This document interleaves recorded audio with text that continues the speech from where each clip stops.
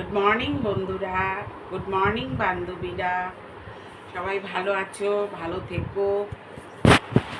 তোমার মানে আগের দাদা যে মারা গেছে তার বাড়িতে আমি ওই মানে অনেক ধরনেরই মাছ খেয়েছি কমা দামে। দেখো, জয়সা দেশ তৈসা বেশ, যখন যেরকম তখন সেরকম। ঠিক আছে, তখন তোমার দাদার সেরকম একটা ইনকাম ছিল না। আমি ওই চাইপলা, খয়রা, এইসব কমা দামের অনেক মাছই খেয়েছি। আর এখনকার যে দাদার সাথে আমার বিয়ে হয়েছে, তো তোমার আগের দাদা মারা যাওয়ার পর, তো এই দাদা, তারপরে মেয়ের জামাই, এরা তেলাপিয়া, এরা ওই চাইপলা, এরা ওইসব খায় না। বোয়াল মাছ, শঙ্কর মাছ এরা খায় না। এরা শুধু খাবে চিংড়ি, হ্যাঁ, পাবদা, বা তারপরে কি বলে, পমপ্লেট, এইসব। কিন্তু মেয়ে আর আমি খাই ভেটকি, এরা খাবে চিকেন। কিন্তু এদের যদি তুমি নিরামিষ করে দাও, পনির টনির করে দাও, তাতে তাদের আপত্তি নেই, যে মাছ যে লাগবেই, তাদের কোনো আপত্তি নেই। মাছ না হলেও হবে, কিন্তু তারা ওই ধরনের মাছ খেতে পারে না।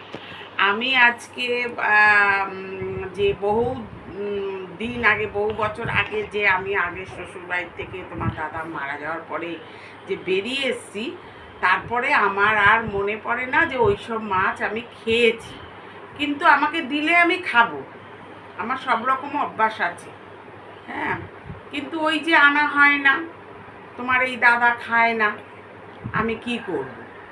কিন্তু যখন ধরো মেয়ে আসে, তখন ওই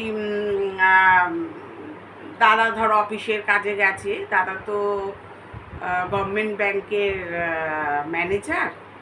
তা যখন ওই যে অফিসের কাজে টাজে গেল, তখন আমরা এনে ওই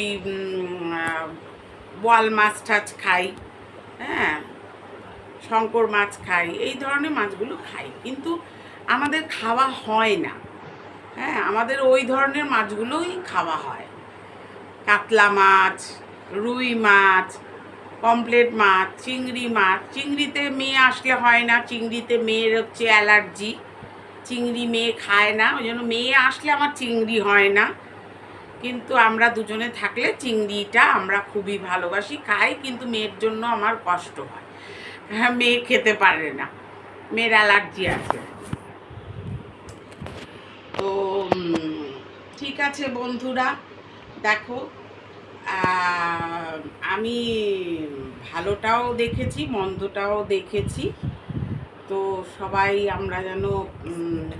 আমরা যেন ভালো থাকি, সারা বিশ্বময় লোকেরা। ঈশ্বরের কাছে প্রার্থনা করি, সবার সুবুদ্ধি দাও, ভালো থাকো। তোমরা সবাই একটু আমাকে কমেন্ট বক্সে কমেন্ট আর লাইকটা দিয়ে দিও, ঠিক আছে? আর সাবস্ক্রাইব করে দেবে অবশ্যই। ঠিক আছে, টাটা।